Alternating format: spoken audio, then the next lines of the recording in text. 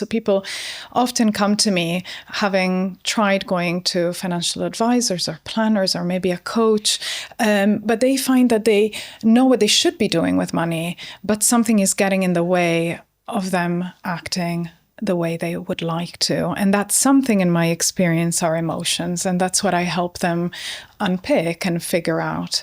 And so I see people that struggle with all sorts of different problems with money. You know, maybe they're overly generous or overly greedy. They might overspend, or there's a lot of kind of conflict in couples or in families around money. Inheritance is a big one.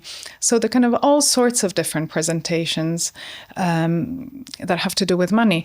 But, you know, I call myself a financial psychotherapist, but any psychotherapist would be able to help somebody unpick all that, because we're trained to help people figure out what they do with anything. With, you know, what is the meaning behind their use of all sorts of different objects like food, money, sex, all things. Why did you focus on money then?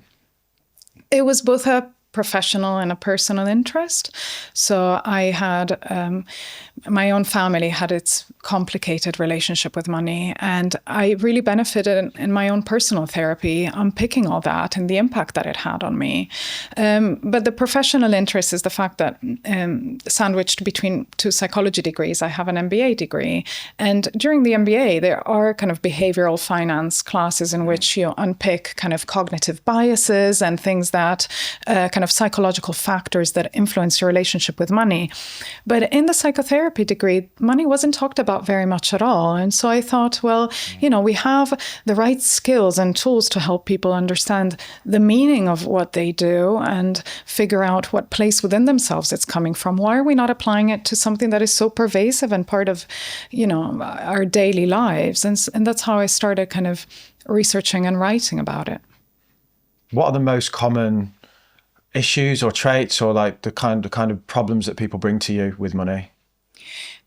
I would say there's a difference between the most common things that people bring to me versus the most common things out there. You know, I would say that maybe overspending is something that most people... That was my chapter. Yeah. I was like, I read it through, I'm like, why do I spend so much? Yeah, I like that chapter, overspending. But, you know, there's some things that everybody might talk to their friends about their overspending, maybe even in a joking way and so on. I think there's certain things that people come to see me about that carry a huge sense of shame, and it might bring them to therapy because they really feel there's nobody else they can talk to about. So, you know, money secrets is an example, or, you know, really controlling dynamics in relationships about money, and, you know, people feeling trapped in those. So, you know, I see people that struggle with all sorts of different things, but I wouldn't say it's representative of the most common money problems out there.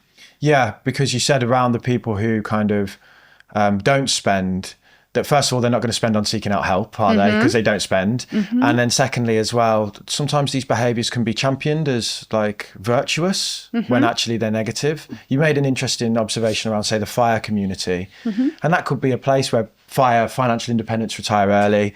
It's about extreme frugality.